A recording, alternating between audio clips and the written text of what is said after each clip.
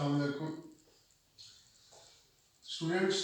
पहले जो है इस चैनल के ऊपर हमने रेंडमली लेक्चर अपलोड किए हैं। कुछ बीएस के थे, कुछ एफएससी के थे।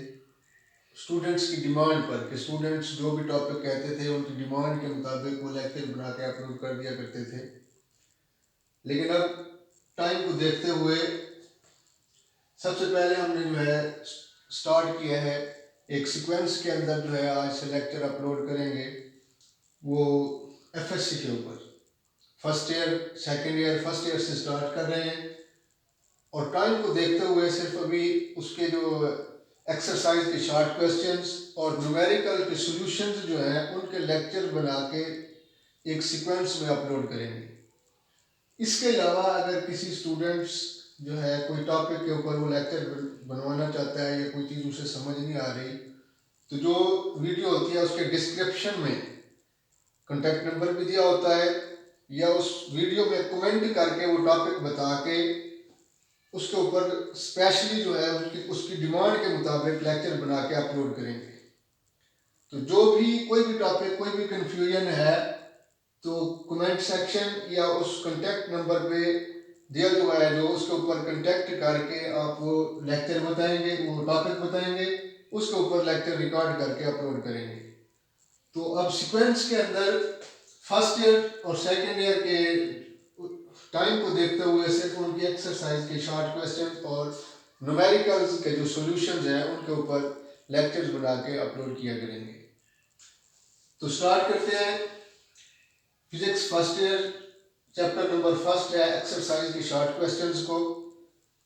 पहला शॉर्ट क्वेश्चन है name several repetitive phenomena occurring in nature which could serve as reasonable time standard.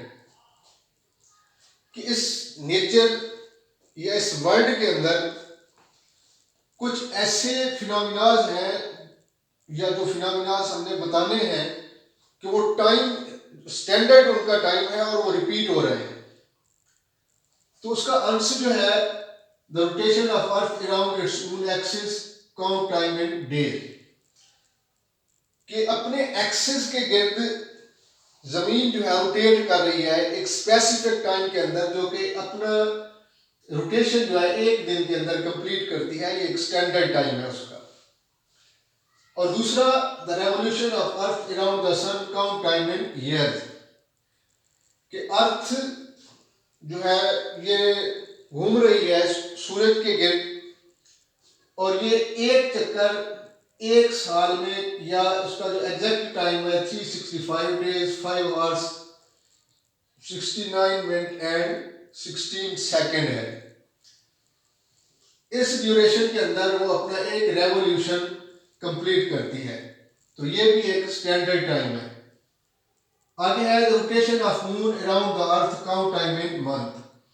सूरज जमीन के गिर्द अपना चक्कर लगा रहा है और जो कि अपना एक चक्कर एक मंथ के अंदर कंप्लीट करता है। ये भी एक स्टैंडर्ड टाइम है। एक ही टाइम में वो अपने चक्कर कंप्लीट कर रहा है और बार बार रिपीट भी हो रहा है और उसका टाइम भी स्टैंडर्ड है। और नेक्स्ट है हमारे पास the vibration of an atom in a crystal. कि कोई भी हमारे पास क्रिस्टल है उसके अंदर एटम है, वो एटम भी एक मखसूस टाइम मखसूस पॉइंट के गिर्द वाइब्रेट कर रहा है। स्टैंडर्ड टाइम है उसका भी। तो ये कुछ फिनोमिनाज हैं जो इस नेचर के अंदर रिपीटेड भी है और उनका टाइम स्टैंडर्ड भी है। तो नेक्स्ट है give the drawbacks to use the period of a pendulum as a time standard. कि जब हम अगर टाइम स्टैंडर्ड की बात करते हैं कि कोई भी हमारे पास एक पेंडुलम है उसका टाइम पीरियड हम टाइम स्टैंडर्ड उसका फाइंड करना चाहते हैं या उसको टाइम स्टैंडर्ड काउंट करते हैं, तो उसमें ड्रॉबैक्स कौन कौन से होंगे।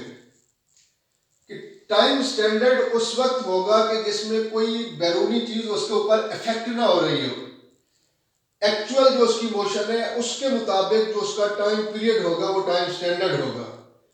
लेकिन आमतौर पर जो हम एक्सपेरिमेंट कर रहे होते हैं उसके अंदर कुछ ऐसे चीजें या ऐसी चीजें उसके ऊपर असरअंदाज हो रही होती हैं जिसकी वजह से उसका एक्चुअल टाइम पीरियड नहीं मिलता, उसको हम टाइम स्टैंडर्ड कंसीडर नहीं कर सकते। तो वो क्या कौन कौन सी चीजें हैं उसको देखते हैं। तो इसका जो फार्मूला है T is equal to 2πL/G। Time period जो है ये हमारे पास होता है 2πL/G। दो चीजें इसके अंदर हैं, L एंड G।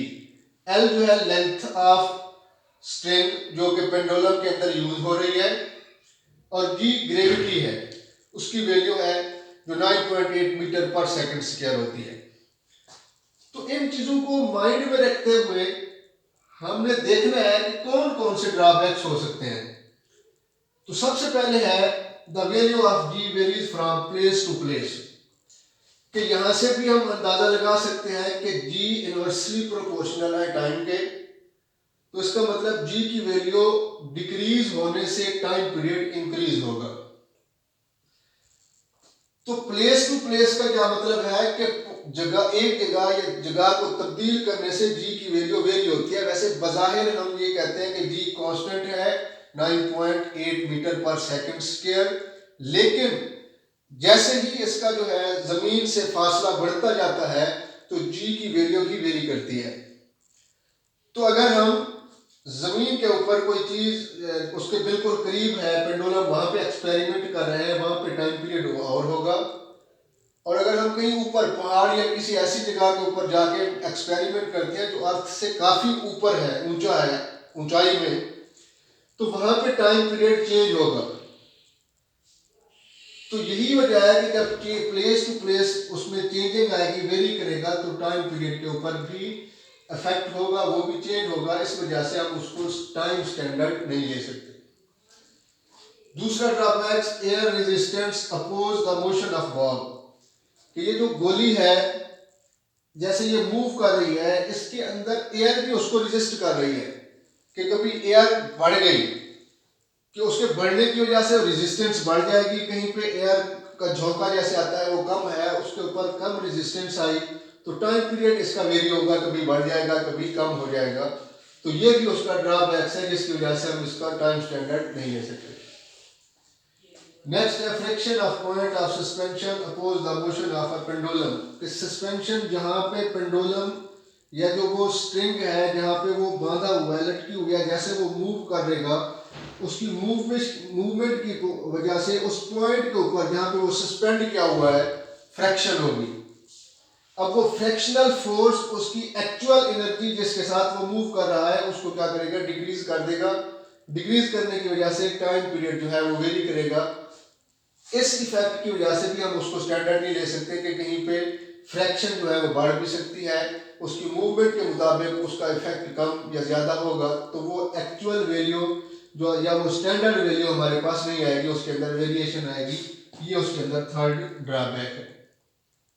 फोर्थ है temperature change affects the length of a string, इससे हम अंदाजा लगा सकते हैं कि T is equal to L, length के चेंज होने से टाइम पीरियड चेंज होगा। तो टेम्परेचर जैसे आता है, टेम्परेचर जब बढ़ेगा या कम होगा तो जो स्ट्रिंग है उसके अंदर छोटे छोटे एटम्स से वो मिलकर बना हुआ है, तो वो वाइब्रेट कर रहे होते हैं। तो टेम्परेचर के बढ़ने से उसकी वाइब्रेशन बढ़ेगी या टेम्परेचर के कम होने से वाइब्रेशन उनकी कम होगी, तो उसकी स्ट्रिंग की लेंथ के ऊपर इफेक्ट होगा। जब उसकी लेंथ के ऊपर इफेक्ट होगा तो लेंथ डायरेक्टली रिलेट कर रही है टाइम पीरियड के, तो टाइम पीरियड भी वेरी होगा। तो ये भी एक ड्रॉबैक है उस टाइम स्टैंडर्ड लेने के लिए। तो ये तो थे ड्रॉबैक्स जिसकी वजह से हम उस पेंडुलम का टाइम स्टैंडर्ड नहीं ले सकते, या अगर वो लेते हैं तो ये ड्रॉबैक्स की वजह से उसकी वैल्यू में वेरिएशन आ जाती है। यहाँ तक ये शॉर्ट क्वेश्चन खत्म हुआ इसका आंसर। वैसे अगर हम चाहते हैं कि वो टाइम पेंडुलम, एक माइंड में क्वेश्चन आता है कि उस पेंडुलम का जो टाइम पीरियड है वो स्टैंडर्ड टाइम कैसे कब होगा, तो उसके लिए एक स्पेसिफिक प्लेस क्रिएट करेंगे कि यहाँ पे हमने इसको क्या कर दिया, टोटल एनवायरनमेंट से सेपरेट कर दिया। यहाँ पे एयर रेजिस्टेंस नहीं होगी, इसके अंदर एयर होगी नहीं, वैक्यूम है, खाली कर दिया इसको। तो ये ड्रॉबैक भी क्या होगा, खत्म हो गया सेकंड। और फर्स्ट जो है इसके अंदर जी की वैल्यू क्या है, उसको एक प्लेस के ऊपर रखा, उसकी जगह भी चेंज नहीं करनी। ये फर्स्ट जो ड्रॉबैक था वो भी खत्म हो गया।